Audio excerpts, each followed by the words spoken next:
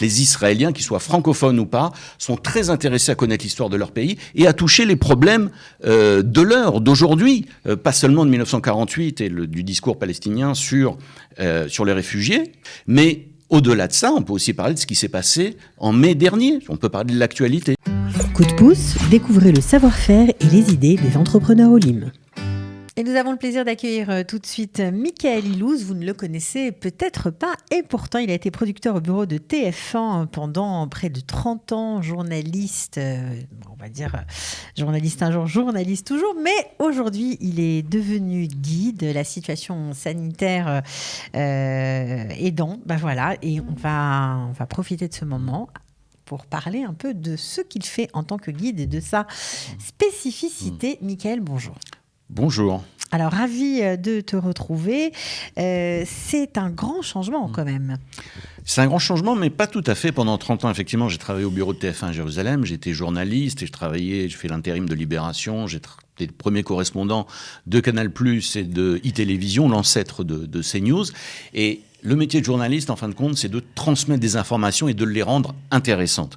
Et le métier de guide, c'est plus ou moins la même chose. On essaye de partager des informations, mais en plus, il faut que les gens non seulement soient intéressés, mais aussi prennent plaisir à voir ce magnifique pays qui est le nôtre, qui est Israël, et à travers certains angles, parce qu'on peut toujours se balader à Jérusalem ou ailleurs dans le Negev et regarder des vieilles pierres avec une Bible à la main. C'est très intéressant, mais on l'a déjà fait, et je le fais aussi.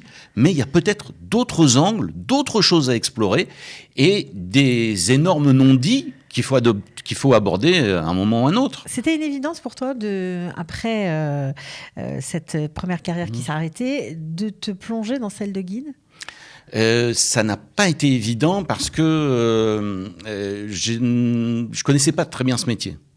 Je savais pas de quoi il s'agissait. D'un certain côté, je voulais continuer le journalisme d'une façon ou d'une autre.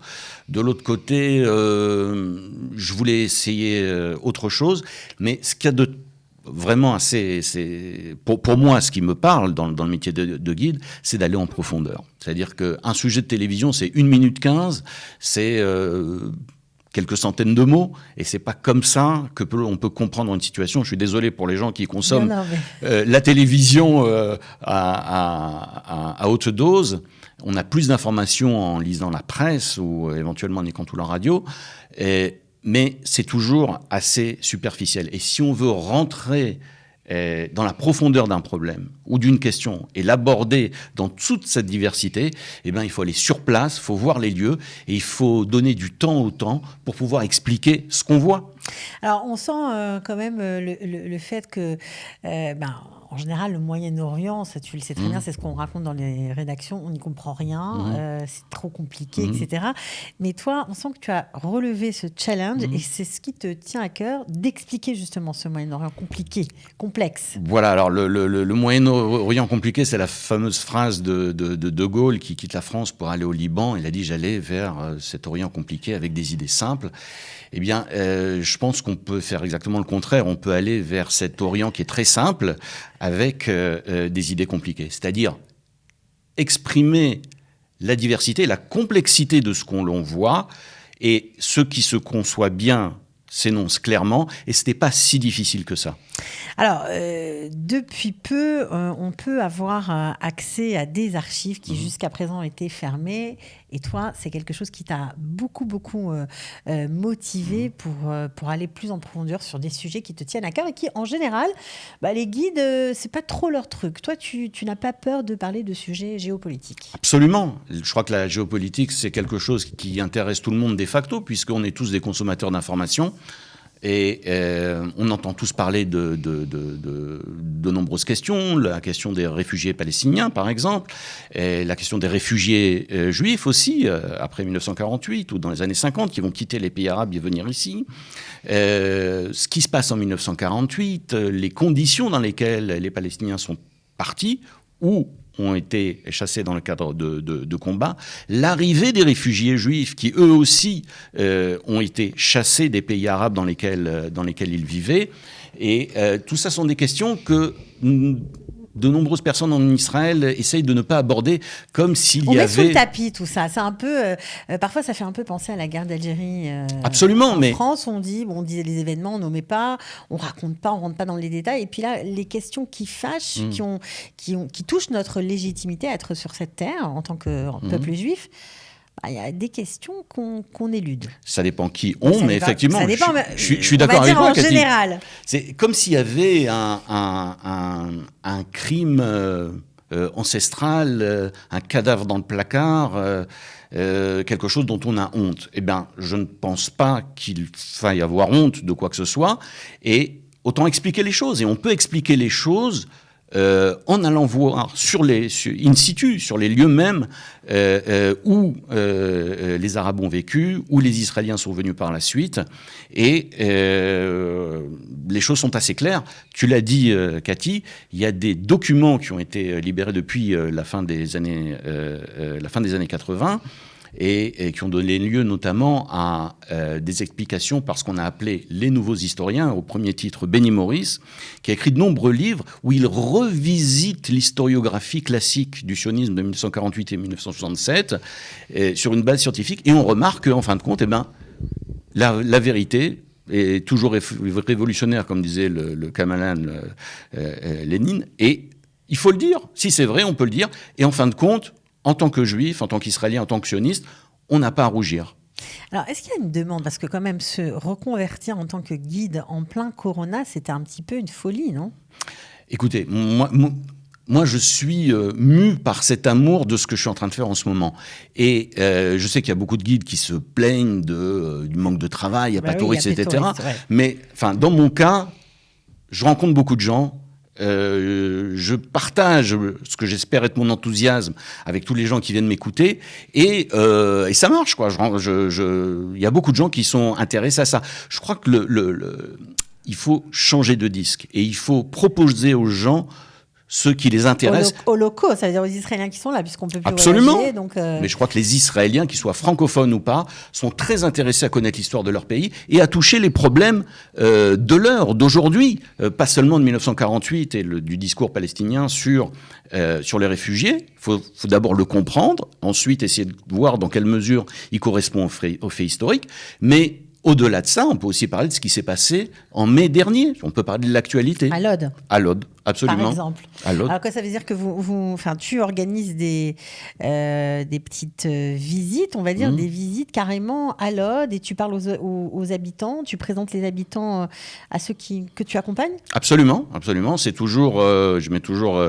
un point d'honneur à présenter des gens du quartier, que ce soit à Baka ou à Talpiot. Baka et Talpiot qui sont des quartiers de Jérusalem. Il y a des gens qui habitent, il y a des gens qui ont combattu en 1948 et qui habitent toujours ici. Et à Lod aussi. Lod est une ville où il y a eu des combats extrêmement durs.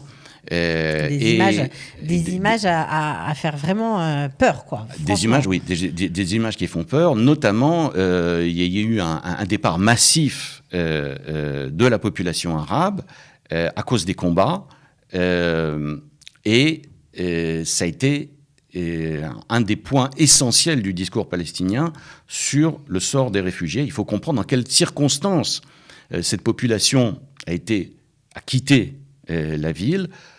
Pourquoi? Comment? Donc tu reviens vraiment aux sources, on va dire. Tu n'as pas peur de rentrer dans toutes les questions, comprendre le narratif palestinien, comprendre ce qu'il s'est passé à Lod. Tu parles aussi, je crois, dans tes conférences et dans tes guidances de la trahison des élites palestiniennes de 48. Bon, il y a beaucoup de choses et tu en as fait un peu ton credo.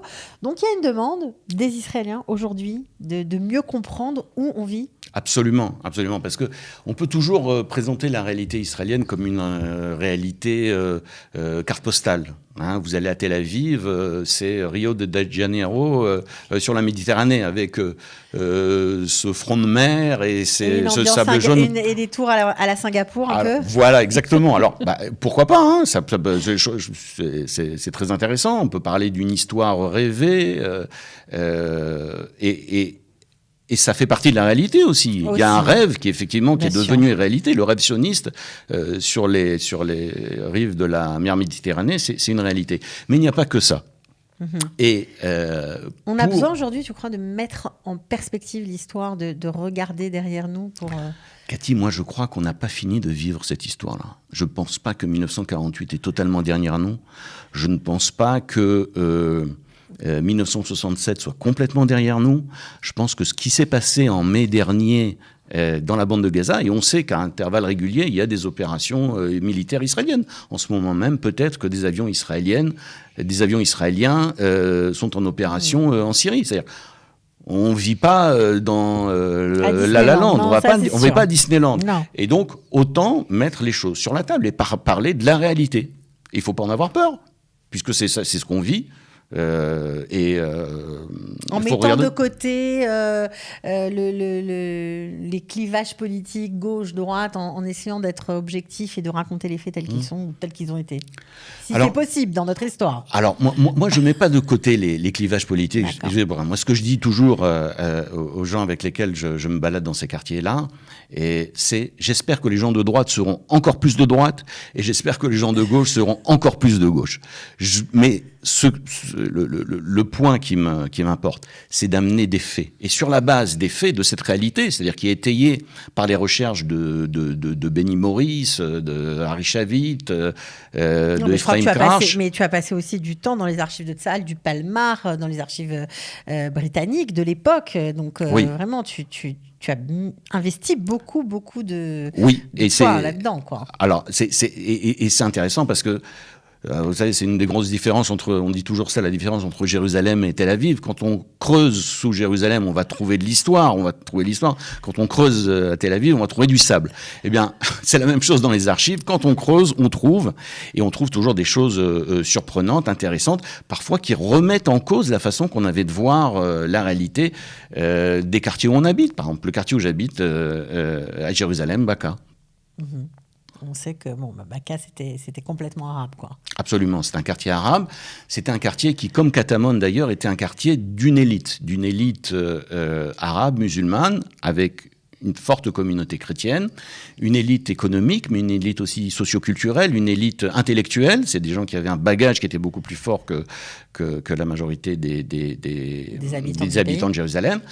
Et ce sont eux qui vont quitter les premiers Jérusalem, bien avant le début des combats, le 15 mai 1948.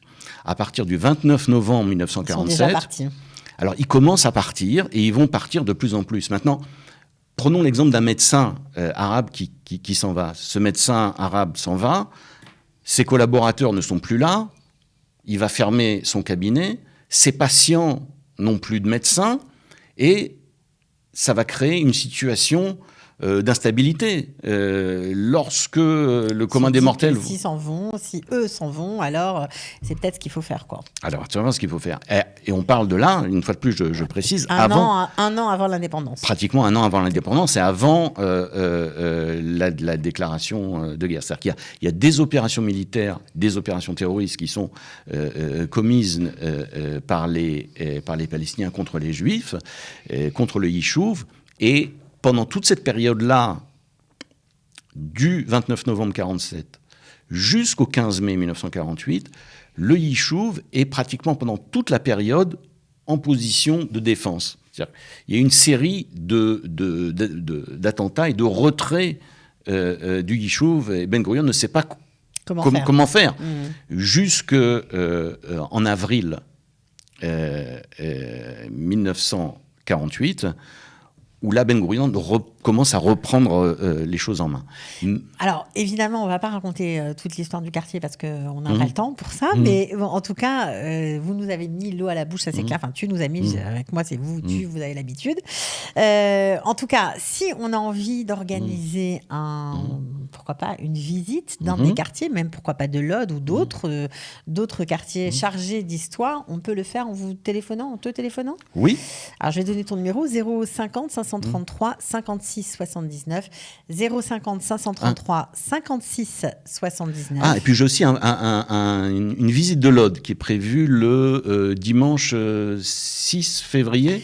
Ah ben voilà, dimanche 6 février, si vous avez envie justement de mieux comprendre ce qu'il s'est passé en mai dernier dans cette ville qu'on appelle mixte, vous pouvez rejoindre Michael Ilouz qui fera un plaisir de tout vous expliquer. Vous allez sûrement mieux comprendre tous ces événements. En tout cas, nous on est ravis que vous ayez changé de métier parce que c'est génial pour nous. On va apprendre encore beaucoup de choses. On vous souhaite bonne chance. Merci beaucoup. Voilà, plein de bonnes choses et à très bientôt. À bientôt, Cathy. Ciao. Coup de pouce, découvrez le savoir-faire et les idées des entrepreneurs Olim.